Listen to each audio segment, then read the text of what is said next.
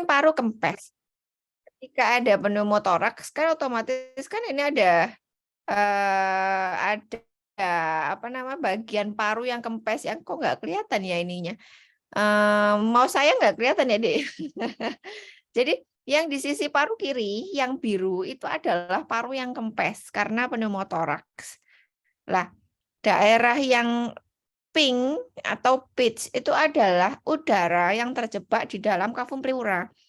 Nah, udara tersebut yang nggak boleh ada, sehingga memang posisinya memang nggak boleh kayak gini.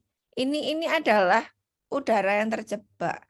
Karena adanya ruptur dari alveoli, sehingga udara-udara di dalam paru itu bocor, dan akhirnya udaranya masuk ke keluar ke kafum pleura, yang mana kafum pleura ini tidak bisa mengeluarkan ke tempat yang lain karena dia harusnya vakum. Harusnya kan kosong. Nah, kalau paru yang normal kan seperti ini, dia ngembang kempis seperti itu kan. Nah, kalau seperti ini kita harus segera melakukan pertolongan karena parunya kempes dengan cara menusukkan jarum. Biasanya yang sering terjadi pada saat di tempat umum, eh, kayak misalnya di pesawat, terus habis itu kecelakaan mendadak dan lain sebagainya, ada kepuan apa namanya, unjuk rasa, lagi ada berantem dan lain sebagainya, itu bisa dilakukan pertolongan pertama. Kan kita nggak mungkin bawa jarum kemana-mana ya. Kalau nggak ada jarum, biasanya kalau di film-film tuh menggunakan benda tajam apapun. Namun memang tidak direkomendasikan bila lokasinya di kota. Kalau di kota-kota aja kan dekat menunggu ambulans. Tapi kalau kalian di hutan, ya mau gimana lagi, tusuk aja daripada dia meninggal. Ini ada golden periodnya soalnya. Gampang meninggal pasiennya kalau kayak gitu.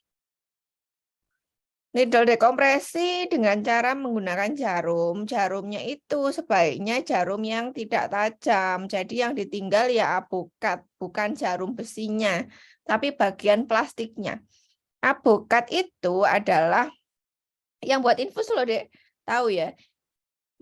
Apokat itu kan terdiri dari jarum besi dan jarum plastiknya. Jarum plastiknya yang ditinggal.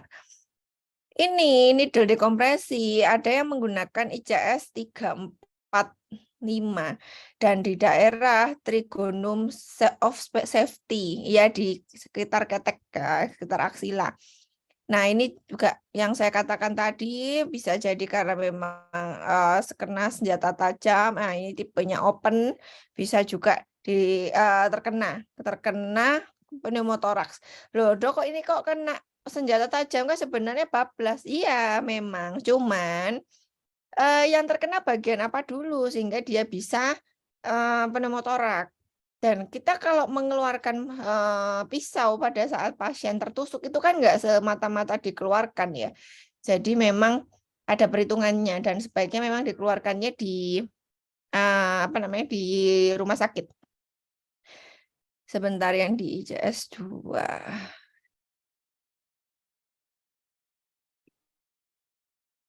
Ini dibaca aja lah. Ini mereka menyatukan dengan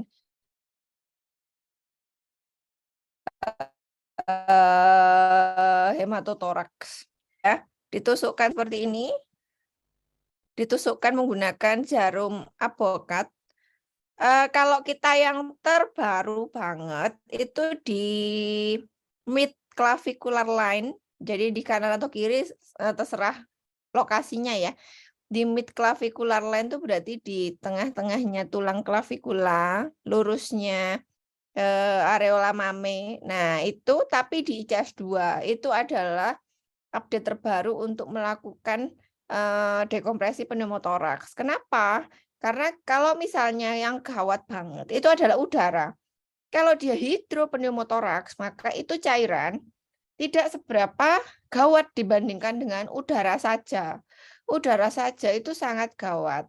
Sehingga udara itu dianggap mengisi bagian atas. Ya kan? Dia selalu lari ke daerah apex. Sehingga sebaiknya kita kalau menusuk di bagian atas. Kalau cairan dia selalu larinya ke bawah karena gravitasi. Gitu ya. Kalau posisinya menggunakan WSD, berarti kan dipasang chest tube dulu. Kita lanjut setelah ini nanti. Dipasang chest tube dulu, ini baru posisinya di daerah sini. Nah, kalau pasang chest tube gimana, Dok? Pasang chest tube sekarang.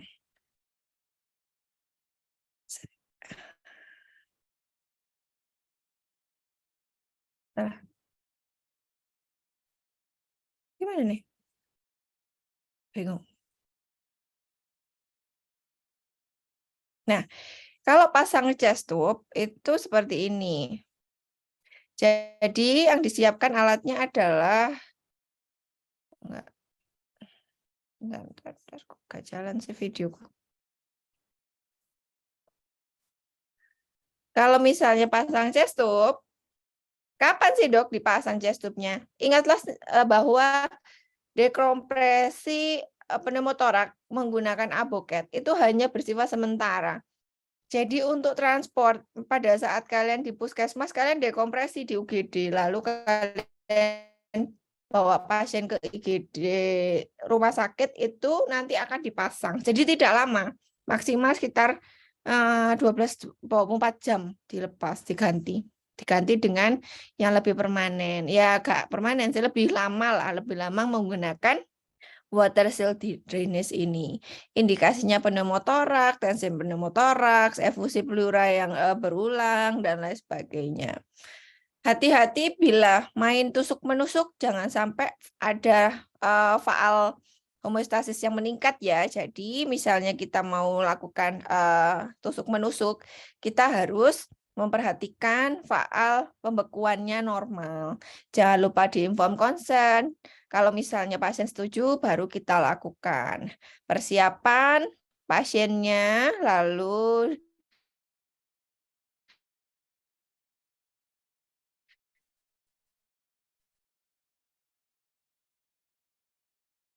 pastikan lagi yang kanan apa kiri lah. Tarik garis ke areola mami dan ditarik garis ke ujung dari clavikula, ujung dari skapula. Jadi ibaratnya tengah-tengahnya segitiga itu adalah ini. Daerah sini sampai sini aman. Jadi tepat di situ. Kenapa? Ya karena pneumotoraks itu biasanya menyebabkan paru tuh kempesnya ke medial. Mana ada paru kempesnya ke lateral? Tidak ada. Jadi kita cari posisi paling lateral. Trigonum of safety atau triangle of safety. Jadi segitiga. Alat yang disiapkan adalah chest tube. Ini adalah chest tube, chest drainage catheter atau kateter selang dada, orang biasanya bilang. Ini adalah selang dada. Saya pakai selang dada bulan lalu, Dok ini. Nomornya biasanya 24, 26, 28, 32. Semakin besar maka ukurannya semakin besar. Tidak seperti jarum suntik. Kalau jarum ABOCAT, jarum suntik semakin besar itu semakin kecil ukurannya. Ya, ini ukurannya sesuai. Jadi ini adalah selang dada, ada sentimeternya. Nanti diukur dulu dan kita masukkan sesuai dengan panjang yang kita ukur.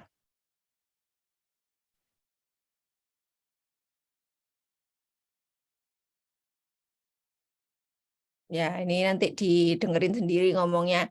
Kebetulan saya dapat videonya yang ada Arab-Arabnya, jadi nanti logat bahasa Inggrisnya agak ke Arab. Di ujungnya itu ada katup. Nah, ini lubang. Ini yang akan dimasukkan ke dalam kafum toraks yang lubang itu. Lubangnya ada di pinggir-pinggirnya panjang. Nah, di sini ada katup penghubung yang disambungkan ke WSD. Tuh. Hilang.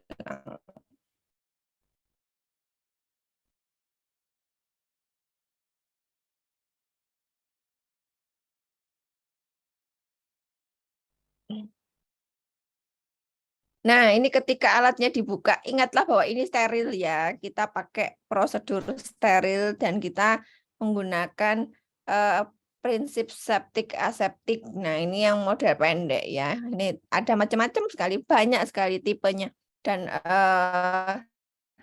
semakin ada yang besar juga. Ada semakin besar ya otomatis yang dibikin ya semakin besar juga. Terus lanjutkan ini apung.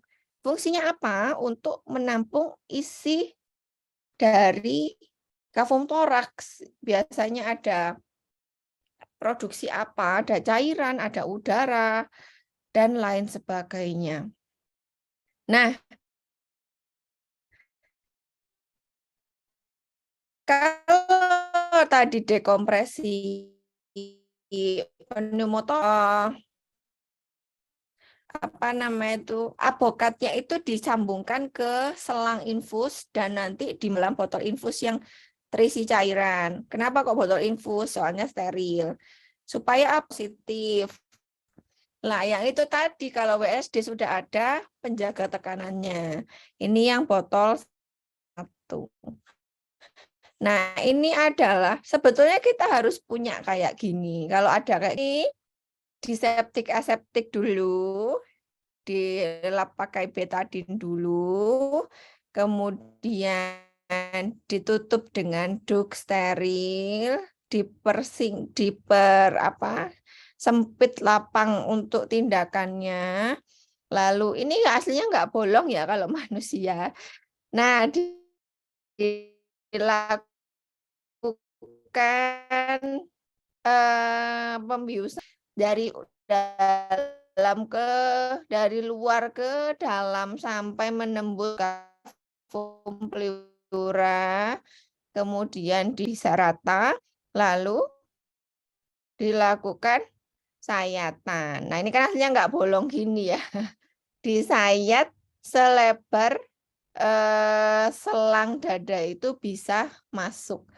Sayatnya ya dari kulit, subkutan, interkostal muscle, pleura parietal, kafum pleura, visceral pleura, sampai kelihatan parunya. Ya susah kelihatan sih kan pneumotorak agak jauh sebetulnya. Dengan itu kita sayat, kemudian kita dilebarkan lalu nanti selangnya dimasukkan. Nah, ini melebarkan secara lega artis pakai ini ya, pakai klem atau pakai nafolder atau pakai apa namanya itu? Ya pakai klem dan dimasukkan. Sudah gitu aja. Nah, ini dimasukkan, kemudian dijahit, dicantolkan ke kulit. Ada yang mau tanya nggak? Untuk 2 tadi, dekompresi apa tadi? Pneumotorak sama pemasangan chest tube ini. Kalau pemasangan chest tube ini kalian rujuk ya, kecuali kalian di daerah. Kalau di Vaskes tingkat 1 kayaknya enggak pernah masang ini, mesti dirujuk. Karena ini perawatannya lama. Masang ini tuh sampai 2 minggu biasanya untuk mengembangkan paru. Nah, ini tekanannya ada penjaga tekanannya untuk WSD itu. Jadi dia otomatis tekanan dari paru itu tetap terjaga. Karena kan paru itu bisa kembang kempis karena ada perbedaan tekanan positif dan negatif. Sehingga kita bikin tekanan negatif pada WSD-nya. Sehingga paru dapat tetap diusahakan berkembang kempis dengan baik. Nih, lanjut ke sini, WSD itu ada 1 botol, 2 botol, 3 botol. WSD yang tadi itu 1 botol. WSD 1 botol itu ya kayak tadi gambarnya. Ya, antara pipa selang ya tadi yang kelihatan. Selang dengan reservoir udah 1 tok itu. Itu WSD 1 botol. Kalau WSD 2 botol satunya itu penjaga tekanan. Jadi kita bisa setting. Misal cairan maka tekanannya kita lebih besar. Misalnya cuman kayak MPM aja atau apa itu kita kecilkan tekanannya supaya nggak sakit. Itu yang 2 botol. 3 botol ini ada reservoir, ada penjaga tekanan, dan ada satu lagi itu apa ya, kayak ada tabung tambahan untuk memang khusus mengatur tekanannya itu lebih valid kalau yang 3 botol. Cuman memang lebih jarang ditemukan. Yang paling sering ditemukan yang 2 botol. Ini ya, kalau 1 botol tadi ya sudah, 1 aja. Seperti ini.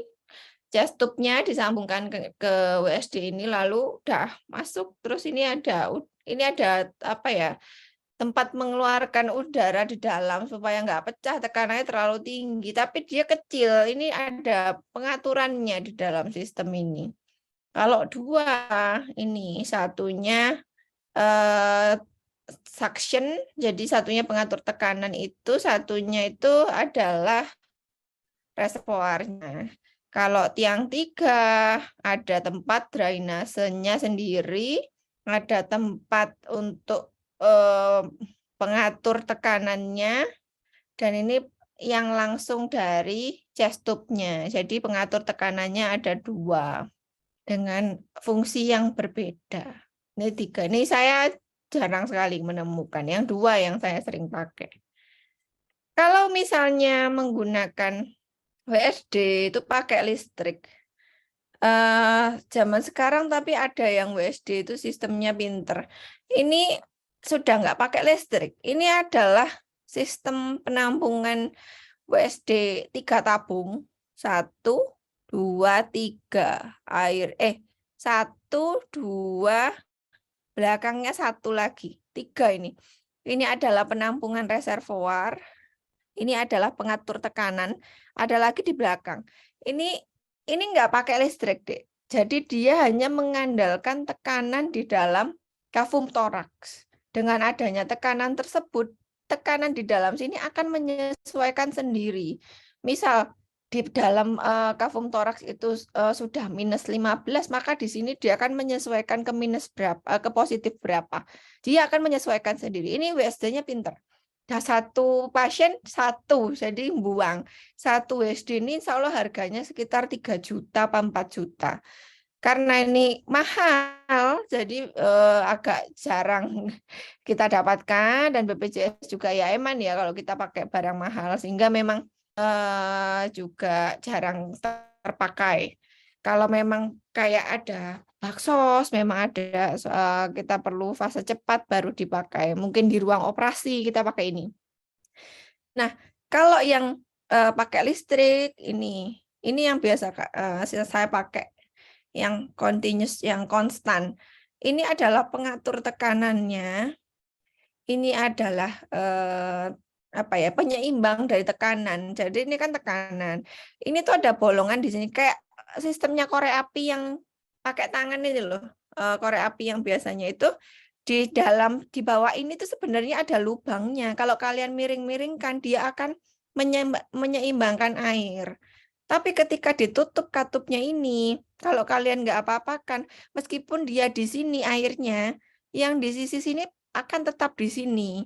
Jadi dia ada sistem apa ya? Sistem buat mengunci tekanannya. Ya persis kayak korek itu. Kalau korek kalian berdiriin gini kan dia bisa tingginya bisa beda. Tapi ketika kalian goyang atau kalian lakukan apa ya, manipulasi, dia akan bisa menyeimbangkan. Ini sistemnya seperti itu. Ini di sini kecil sekali lubangnya. Kemudian ini adalah reservoir dari cairan dari pasien bila ada produksi.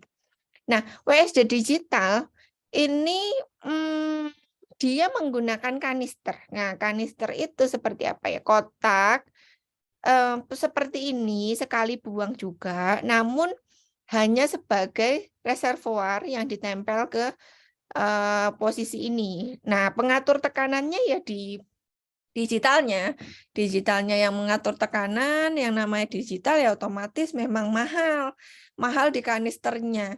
Kanister itu satu kali pakai insya Allah sekitar 1 juta. Tapi ini lumayan ngefek cepat sekali, ini sistemnya udah enak banget kalau udah pakai digital.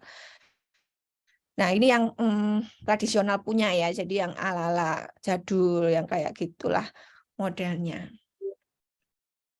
Terus ini sama model-model WSD, perawatan lukanya kayak apa,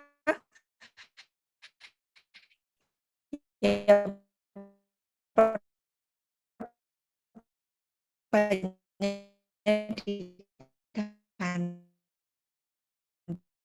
di garis, kemudian hari dana, karena cairan pleural meningkat ketika ada respon, misalnya ada inflamasi, maka dia akan menimbulkan suatu produksi cairan. Jadi bukan suatu apa, kok tadinya kosong tapi kok sekarang jadi ada air, ya karena itu adalah suatu respon gitu. Ini adalah trigonum of safety, dari aksila tengah-tengah ke areola mame dan ke ujung dari apa ya ini, scapula ya, tapi dia di musculus latissimus dorsi yang kalau kalian tarik gini terus ada yang nonjol. Lah itu latissimus dorsi. Nah, ditarik garis ini yang paling aman di tengah-tengahnya dari trigonum itu. Ini sudah. Nah, sebelum ke torakosentesis ada yang mau ditanyakan, Kak?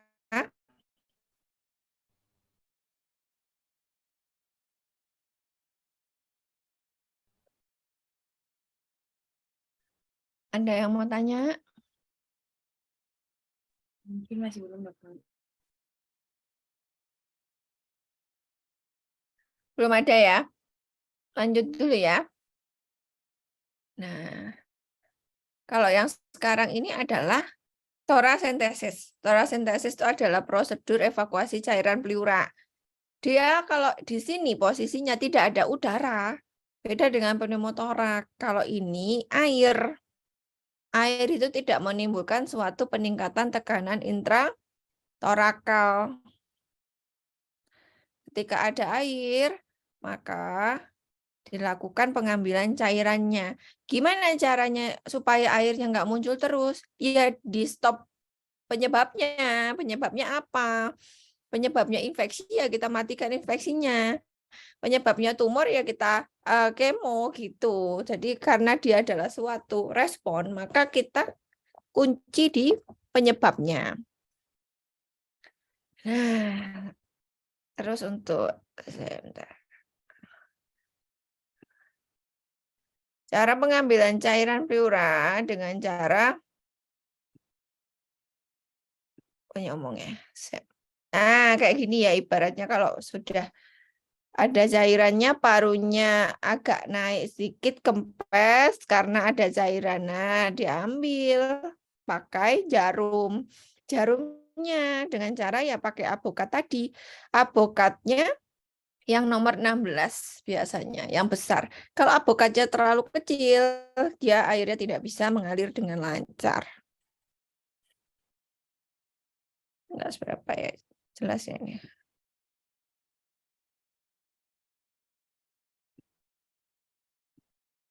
Orangnya banyak nampil. Kurang jelas ini. Saya nanti coba tak carikan lagi.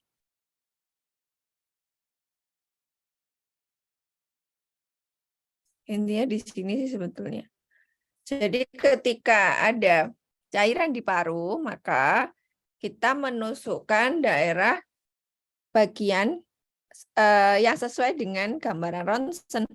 Gambar ronsennya ya, jangan sampai kena ke hepar ya kalau misalnya memang cairan ada di daerah basal, tapi jangan sampai terlalu bawah juga karena kalau terlalu bawah kita ada resiko kena ke hepar. Kalau misalnya kita yang paling aman ya di ICS 5 atau 6 sudah itu paling aman.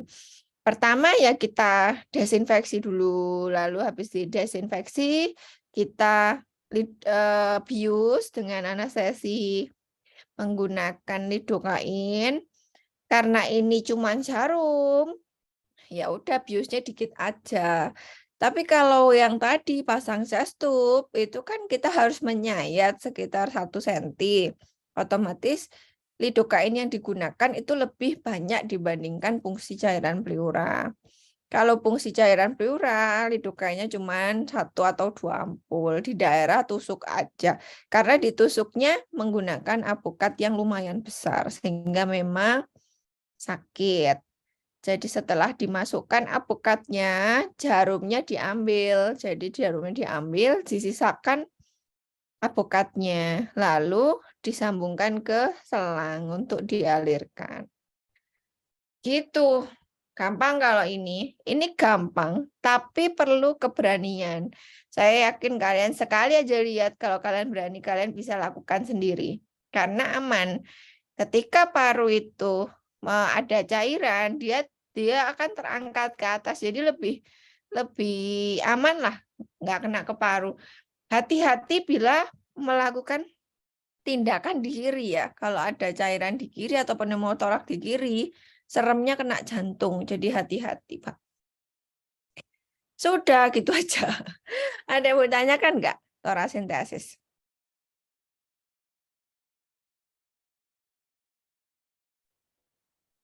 Assalamualaikum dokter, izin bertanya.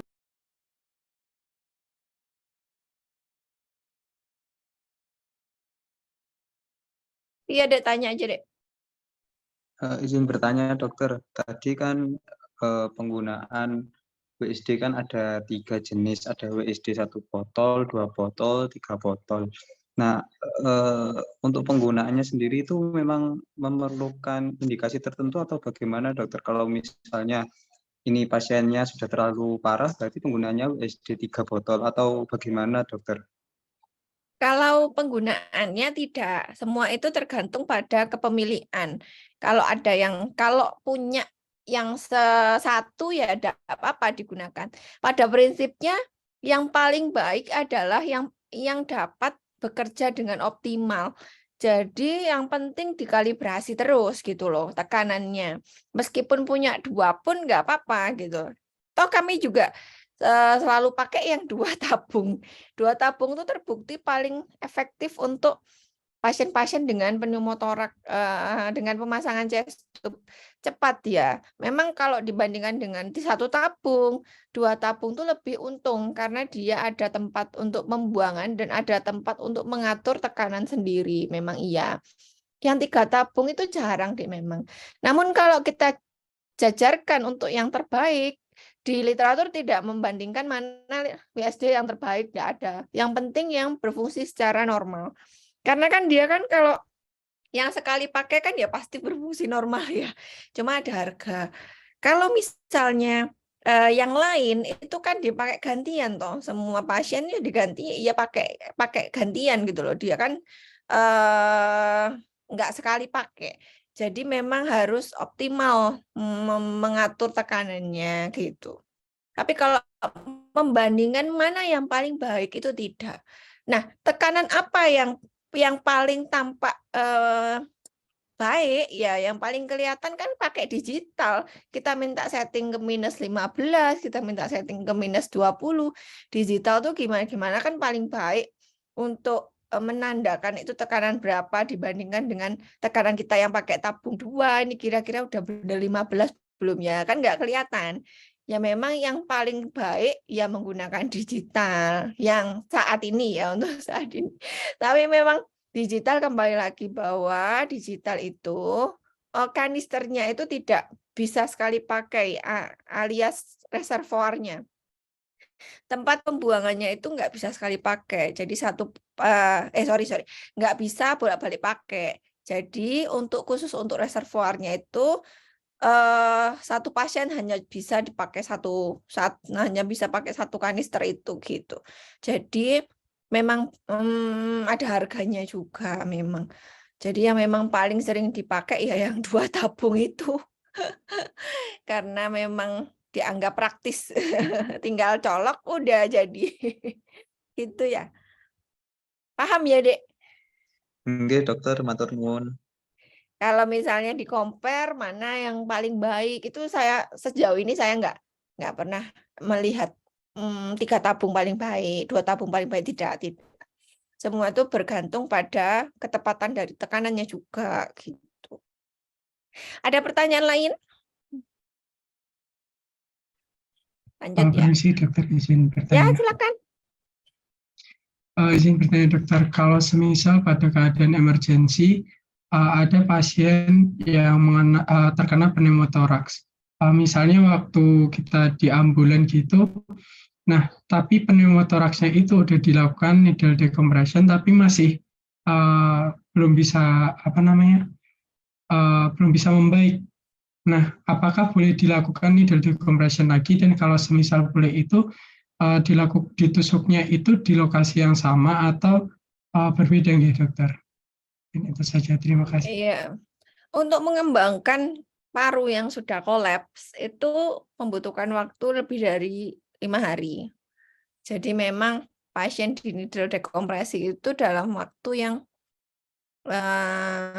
cepat, nggak lama. Jadi sudah dicubles, kamu urus rujukan, merujuk pasien, sudah sampai di IGD-nya rumah sakit rujukan, sudah dilepas, diganti dengan pemasangan chest tube.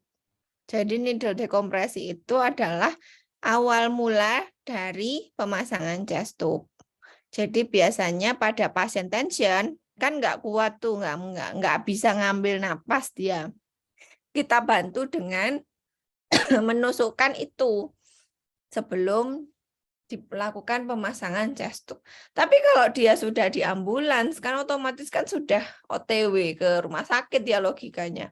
Tidak perlu kalian tambahkan. Karena memang seyogianya memang pasien itu pasti akan tetap sesak dalam waktu 1 minggu ke depan. Karena memproses untuk mengembangkan paru itu lama kalau sudah kadung kolaps. Kan dia kan kolaps karena alveolinya ruptur. Kalau misalnya nggak ada apa-apa ya ngapain dia kolaps kan gitu. Untuk memulihkan lukanya dia, membuat dia buntu lagi sehingga bisa terisi udara dengan sempurna, paru itu memerlukan healing. Healingnya itu ya sekitar waktu-waktu 5 sampai 1 minggu, 5 hari sampai 1 minggu. Kalau sampai dekompresi 2 kali saya tidak pernah tahu ya. 1 aja sudah cukup saya kira.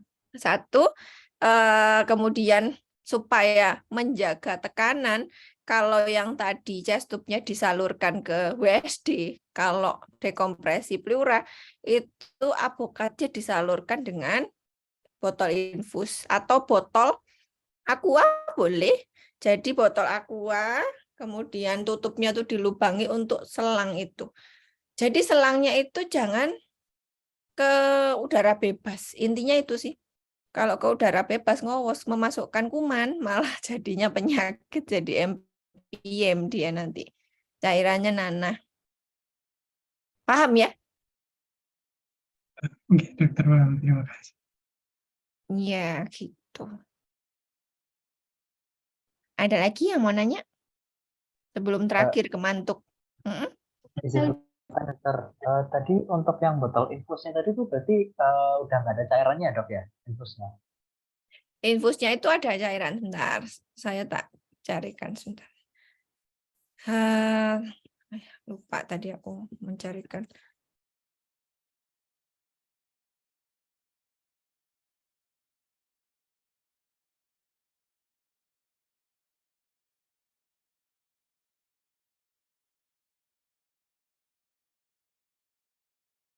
Sambung cair itu jarang banget nyarinya. Nyari sambungannya itu kok saya enggak pernah moto juga. Nanti kalau di rumah sakit coba tak fotokan maksudnya kayak apa.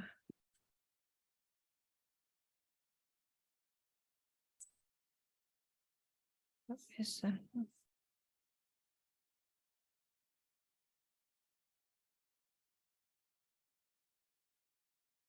Itu tuh banyak modifikasi soalnya. Kalau udah kayak pakai nyedot cairan pleura itu juga sekarang dimodifikasi pakai sepet sama pakai urobek. Modifikasi semua.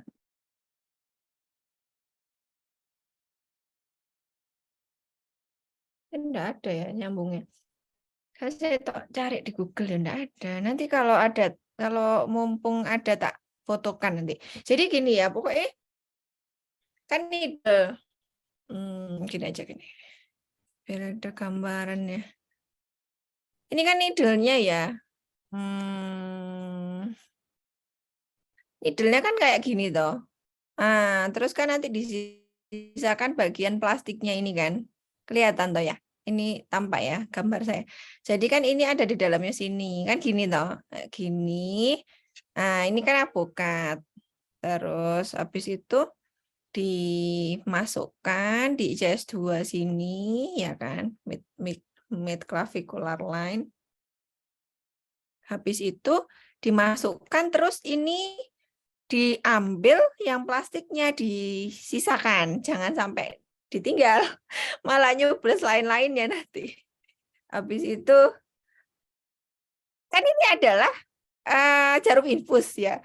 Ini pada dasarnya adalah jarum infus. Yang mana ini ya nyambungnya ya sebetulnya sama tutupnya jarum infus itu. Infusat itu kan kayak, pernah lihat infusat nggak? Sudah pernah CSL infus ya? Nah, itu kan ada sambungannya yang ke avokat ini. Nyambungnya nanti selangnya itu juga disambungkan ke botol. Ya botolnya itu ya ada airnya, tapi tidak tercelup juga sebetulnya. Jadi selang botol gini, nah itu ada air tapi tidak penuh. Jadi nggak nyemplung ke dalam airnya itu. Jadi ngawang gitu loh modelnya. Persis kayak WSD tadi. Yang WSD tadi.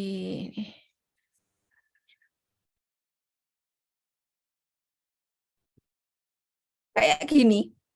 Ini ibaratnya adalah selang infus itu. Ya, ini ibaratnya adalah ujung dari selang infus yang akan nyambung ke avokat tadi. Nah, ini selang infus. Nah, airnya nggak ada, ya ada tapi nggak penuh gitu loh. Nah, ini untuk mencari kevakumannya, bukan masalah airnya sebenarnya. Mencari vakumnya dia. Jadi sebetulnya botol aqua pun nggak apa-apa, botol infus pun nggak apa-apa. Pokoknya dia ada isi airnya sedikit. Gitu. Mudah-mudahan paham. Kalau ada nanti kalau ada apa video tak ini kan, kasih tak bagi coba nanti. Nggak pernah ngerekam soalnya. Mudah-mudahan. Ada lagi pertanyaan? Mungkin saya izin bertanya, Dokter. Iya, apa?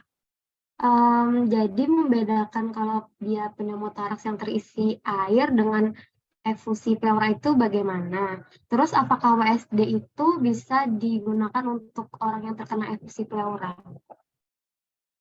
Bisa. WSD itu kan pemasangan chest tube. Pemasangan chest tube salah satu indikasinya itu ya kalau ada efusi pleura yang berulang daripada ditusuk terus tiap hari, efusi pleura masif memang jadi indikasi untuk dilakukan pemasangan chest tube. Terus untuk efusi pleura sama pneumotorak yang tidak berisi air itu sebetulnya sama. Jadi tapi bedanya adalah ada komponen udaranya. Kalau ada komponen udaranya maka gambarannya berbeda. Saya stop dulu coba tak bedakan dari ronsen ya.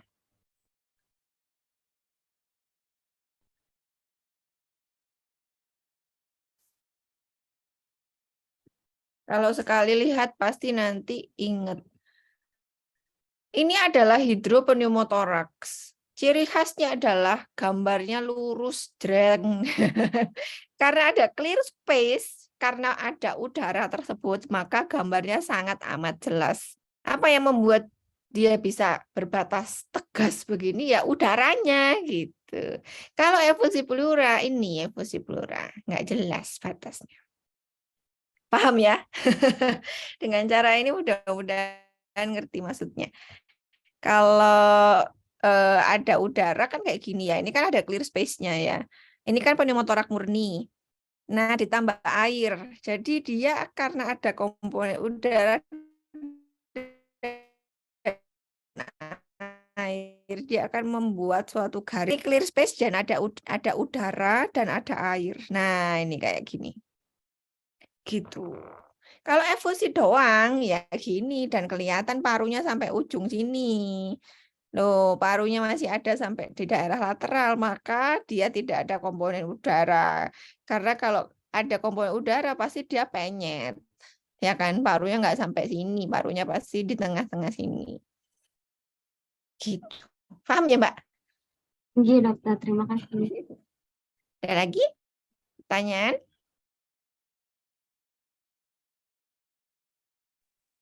Izin bertanya, dokter. Ya. Tadi untuk apa ya? Yang setelah WSD itu dokter terakotasis. Yang misalnya kalau dokter, kita kan itu kalau misalnya dikompresin efusi pleura, terus hati-hati untuk terkena hepar gitu. Kalau misalnya seandainya dari pemeriksaan efusi kita sudah melakukan perfusi gitu dok, dan apa namanya, heparnya itu lebih redup di atas gitu dokter. Maksudnya ada hepatomegali gitu. Terus kita melakukan apa namanya, needle dekompresi itu gimana gitu? Apa tetap di ICS 4 sama 5 tadi? Oh ya. Pahamilah bahwa kalau ada hepatomegali, dia membesarnya ke bawah, ke abdomen. Sehingga memang di bawah arkus aorta teraba heparnya. Ujungnya tumpul, ada empuk ya, besaran di bawahnya arkus aorta.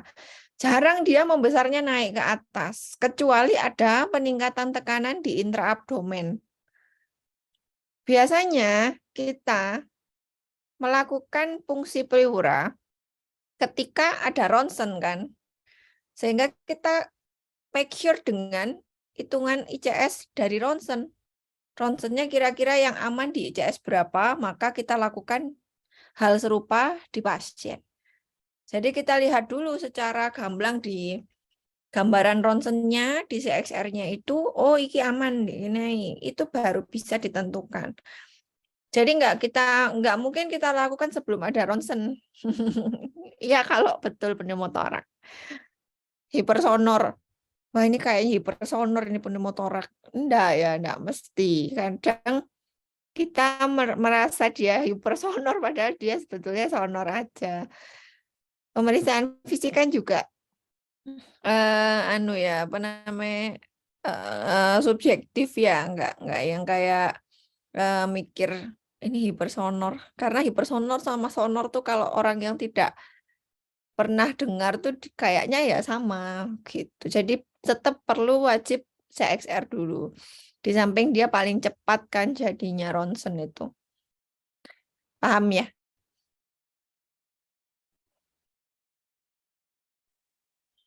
Oke dokter. Dokter izin bertanya lagi. Uh-uh. Jadi salah satu indikasi dekompresi pneumotorak yang darurat tadi emergensi kan terkena trauma gitu. Kalau misalnya ada krepitasi di bagian toraksnya yang di apa namanya triangle safety tadi itu dok, itu apa tetap dilakukan tindakan darurat itu gitu dokter? Prinsipnya adalah secure airway, breathing, sama circulation ya. Tindakan kegawatan tuh ABC. Kalau dia nggak bisa nafas, kita cari tahu kenapa. Kalau misalnya dari dadanya itu ada patah tulang iga, misalnya ada patah tulang kostenya, ya sebetulnya lebih aman kita tidak lakukan bila memang kita di kota. Toh juga puskesmas dekat, toh juga rumah sakit dekat, nggak usah dilakukan apapun. Tapi kalau kalian lagi ada di mana pelosok, dimanapun, daripada dia tidak bernapas, lebih baik kalian lakukan sesuatu. Karena patah tulang itu pada prinsipnya itu tidak membuat kegawatan di ABC-nya. Patah tulang kan lebih ke nyeri ya kan. Beda kalau tulangnya itu patah open, ya itu jadi betul-betul kegawatan golden period 5 jam. Tapi kalau misalnya dari RW-nya dia nggak bisa napas, ya gimana pun kita bebaskan napasnya. Tapi kalau misalnya kalian lagi di kota, ada unjuk rasa atau misalnya perkelahian dan lain sebagainya, saya kira ya bawa aja ke UGD. Gitu sih. Kalau yang sering tuh di pesawat, pesawat tiba-tiba sesak karena ada perubahan tekanan itu. Kadang ada orang yang, ya saya juga kurang paham, penyebabnya kan banyak ya, ada spontan, ada primer, sekunder, macam-macam sebetulnya. Kenapa kok orang tuh ada yang sampai pneumotor tuh juga saya kurang paham. Maksudnya kok lemah sekali parunya. Tapi nyatanya ada loh, Dek, yang kejadian kayak gitu. Dan itu memang perlu kalau itu. Nggak mungkin kita nungguin pesawat turun. Ya kan? Tapi ya nggak usah mikir sampai sana. Katakanlah saya nggak bawa jarum. Nggak mungkin kamu bawa jarum jalan-jalan. Terus bawa jarum steril ya nggak mungkin. Cuman kalau dari gambaran pengalaman orang-orang tuh dengan benda tajam apapun bisa. Kita mengesampingkan prinsip steril dulu, bakar aja atau dikasih alkohol biasanya mereka.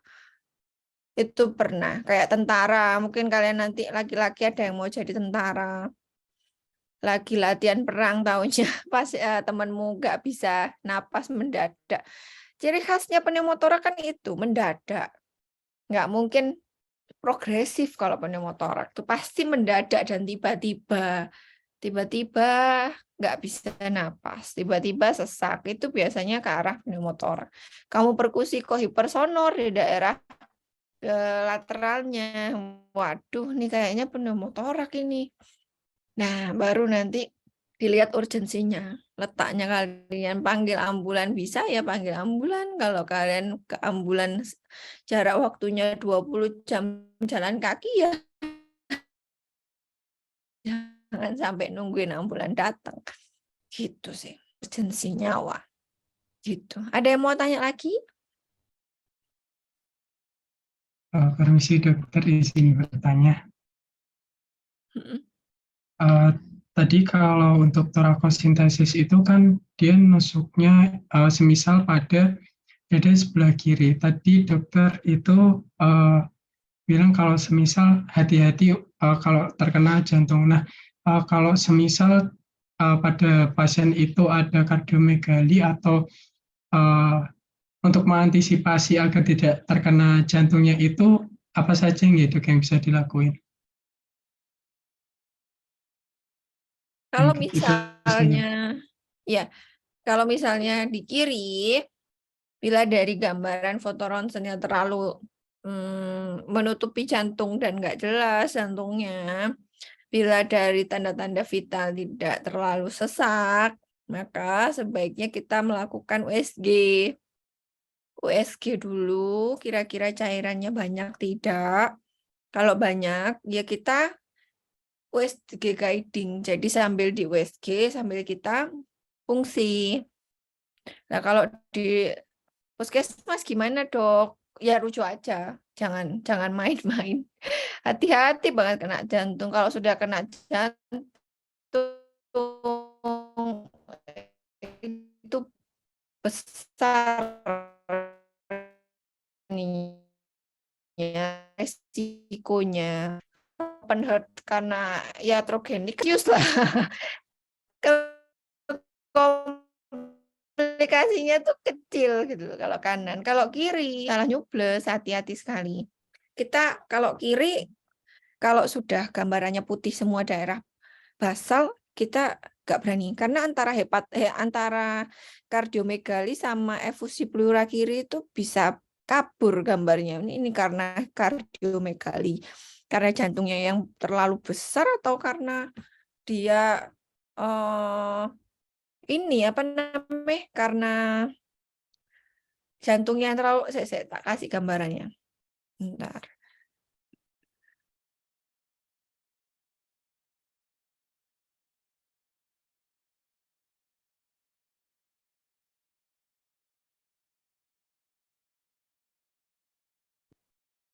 Kardiomegali itu kan jantungnya besar kan. Kalau kayak gini kan enak, jelas toh. Sudut costophrenikusnya jelas. Ini juga jelas. Ini ya jelas kelihatan. Nah, kalau gini, ini apakah ada efusinya atau kardiomegali tok? Ini nggak jelas. Terus yang parah, with pleural effusion ya Pak. Kalau kayak gini, ini susah. Jadi kalau misalnya kalian mau ambil, misalnya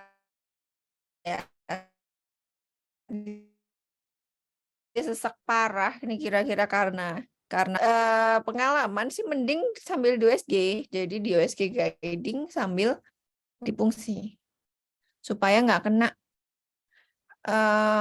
kardionya. Tapi kalau misalnya kanan, ini ya kena apa ya nggak, ya jauh lah dari efek samping. Nih kan nggak jelas. Ya ini ada cairannya, ada efusi pleura. Cuman saya mau nyoblos, sedangkan jarum tuh juga panjang, ya takut tiba-tiba kena kardio pas kembang kempis. Tapi kalau jantungnya itu kecil, maksudnya jantungnya nggak ada masalah ya, kelihatan jelas bentuk jantungnya. Ya main aman aja, nggak apa-apa, ambil aja. Kalau dia tidak ada pembesaran, kayak gini. Ini kan jantungnya normal, ya kan? Kelihatan banget pinggangnya di sini, ya kira-kira di sini lah. Red. Nah, aman ini, ambil aja, nggak masalah. Paham ya maksudnya? Ini dokter Pak. Terima kasih. Mudah-mudahan. Jadi tergantung kasus juga, karena masing-masing kasus itu sangat beda, dan ketika ngambil cairan itu juga kita sesuaikan dengan urgensi dari pasien. Apakah memang sangat urgent untuk diambil atau tidak? Kalau tidak, sebaiknya ya jangan.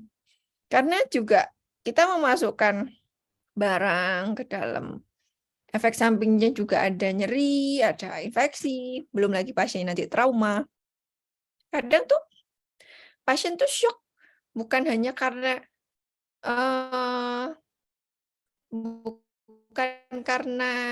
apa ya, penyakitnya, tapi shock lihat cairan yang keluar dari parunya justru. Kok tiba-tiba di paru saya ada cairan sebanyak itu, Dok? Kok bisa? Ada malah shock yang kayak gitu dia. Jadi, sama ini udah dibantu ngeluarin kok malah shock gitu loh. Jadi kayak banyak sekali yang kita perhitungkan untuk membuat pasien itu apa ya, perlu atau tidaknya, menentukan dia perlu atau tidaknya diambil itu ya tergantung satu dari kegawatannya, kira-kira vital sign-nya memang RR-nya naik, kemudian memang SPO2-nya turun, berarti kan nyambil aja. Tapi kalau dia nggak urgent, terus cairannya juga dikit, nggak usah diambil, nanti akan diserap sendiri oleh tubuh, nggak akan dia nempel situ sampai lama, enggak gitu. Kalau dikit tuh nggak akan membuat sequel kok. Kalau banyak, terus juga penyebabnya juga belum teratasi, ya pasti gitu terus. Kalau misalnya dulu tuh COVID tuh yang sering efek sampingnya ke pleural effusion, sering banget dulu COVID itu. Pneumonia-nya parah, efek sampingnya mereka efusi pleura. COVID-nya sembuh ya udah, pleural effusionnya hilang sebenarnya. Cuman pada saat hari itu kan pasiennya sesek, rasanya dadanya kan ampak. Pasien dengan kanker payudara, kanker mame, itu efek samping ke parunya banyak sekali. Jadi datang-datang minta sedot. Mereka sudah sangat rutin, mereka tahu. Tapi kalau misalnya memang nggak urgent, saya kira tidak ada perintah mewajibkan untuk mengambil. Ada pertanyaan lagi? Coba ke mantuk sebentar ya. Ini terakhir nih mantuk. Mantuk itu adalah, ini nggak nyambung dari clue yang sebelumnya ya. Jadi mantuk ini tambahan. Caranya, sebentar. Mantuk itu adalah pemeriksaan untuk mengetahui ada tidaknya antigen TB. Sebetulnya kalau di logika kita hari-hari terpapar sama TB sih seharusnya loh. Mantuk kita harusnya kita banyak yang positif. Tapi karena kita sudah melalui mekanisme imun innate, adaptif, sudah divaksin BCG juga. Saya kira sel B memori kita sudah membentuk, sudah pinter semua. Sehingga ketika dia yang kerja sel adaptif, indurasi itu tidak muncul. Kalau dia innate, dia muncul. Biasanya tes mantuk ini pada anak-anak. Karena kalau kita tes dahak kan bisa mengeluarkan dahak.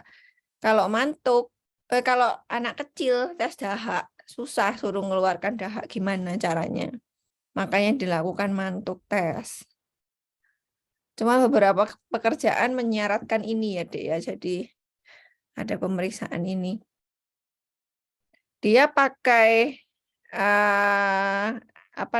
antigennya TB, kemudian lokasinya di bagian lengan bagian dalam. Jarum suntiknya pakai 1 cc yang insulin itu, jangan pakai jarum 10 mili ya, serem. Habis itu kita tandai di landmark, kemudian disiapkan jarumnya, terus dibersihkan pakai alkohol. Nah, ini caranya kayak gini. Ini orangnya tumben mau ya. Di videoin. Tipis banget. Sampai kelihatan belendung. Loh. Saking tipisnya pas masukin jarumnya tuh kelihatan dari luar. Ini sama kayak skin test. Kalau ada yang pernah ke rumah sakit, di tes alergi, skin test antibiotik itu rasanya kayak itu. Kalau kata orang kayak digigit semut, tapi kalau bagi saya ini digigit 1000 semut. Sakit. Sakit banget. Nah, gitu ya. Jadi dia intrakutan dengan sudut kurang dari 10 derajat dan dimasukkan. Nah, kemudian dibunderi. Sebenarnya ini ada yang kurang. Dibunderin dengan diameter 3 cm, ditunggu sekitar 1 jam. Berapa indurasinya? Indurasinya kalau lebih dari itu, maka mantuk tes positif. Lah kalau misalnya ada tapi nggak melewati bunderannya, Dok, ya nggak apa-apa. Berarti dia tidak positif. Wajar kok ada positif, ada indurasinya itu wajar. Ada yang mau ditanyakan? Gampang lah ini. Ini kerjaan kalian pada saat di puskesmas, saya jamin. Nanti yang ngerjakan pun ya, aduh ini cepet banget prosesnya kok. Nanti kalau misalnya yang lama itu mencari antigennya itu kayak BCG gitu, yang sudah dilemahkan, tapi khusus untuk memancing sel-sel imun innate-nya itu. Karena kita sekarang berbicara mengenai CSL-nya, ya demikian CSL-nya. Indikasinya ya untuk menilai ada tidaknya infeksi TB. Ada yang mau ditanyakan?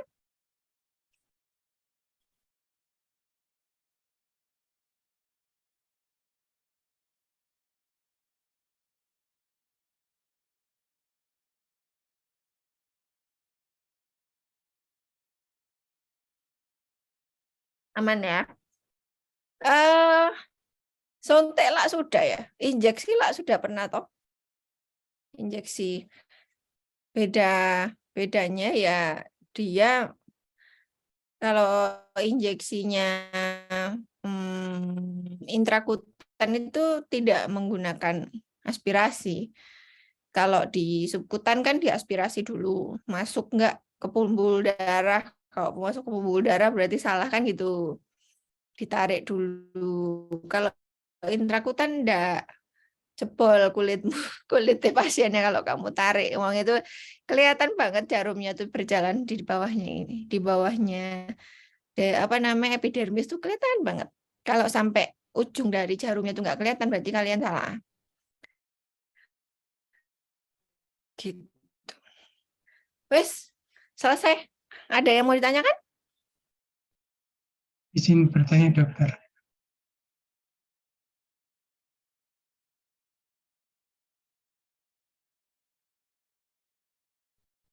Mm-mm. Pak. Izin bertanya, dokter, tadi mengenai indurasi Mantoux itu, dia dikatakan TB itu kalau semisal seperti apa gitu? Bentar. Indur.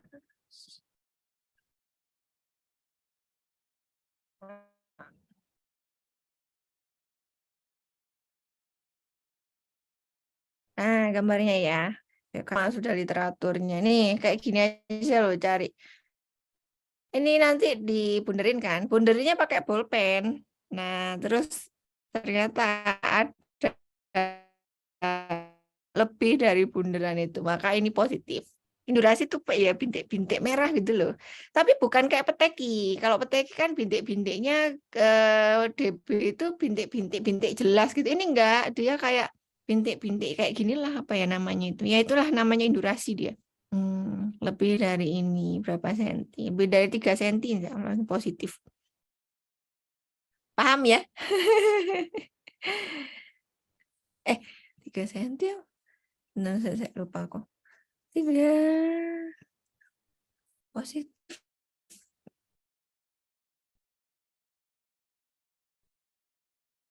Saya sambil ada lagi yang mau ditanyakan?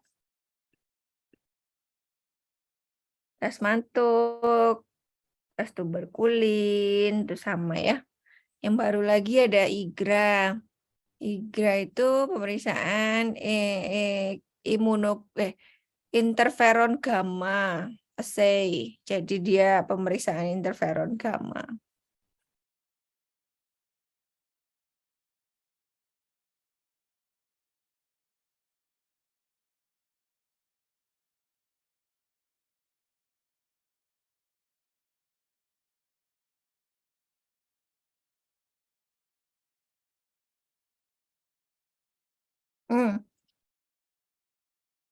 Sorry, kok 3 senti?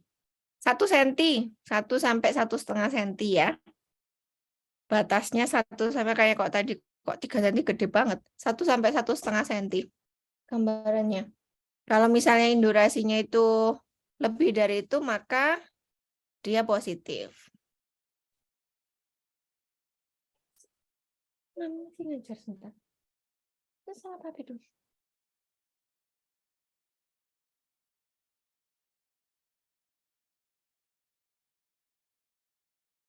Jadi saya ralat ya, 1 sampai 1,5 senti.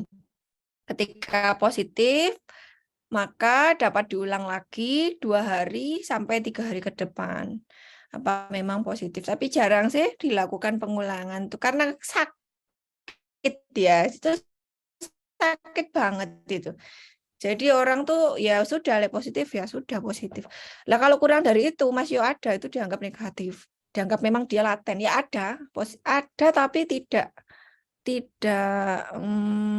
apa ya mencapai ke titik positif. Titernya ada tapi kita terpapar tapi tidak mencapai ke titik positif itu. Sudah? Jelas ya?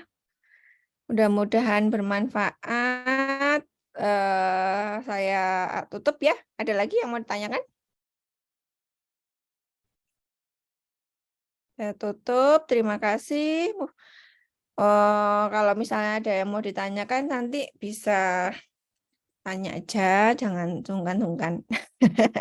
Saya tutup. Wassalamualaikum warahmatullahi wabarakatuh. Selamat sore. Waalaikumsalam warahmatullahi wabarakatuh. Materinya saya kirim ke sini ya. Bentar.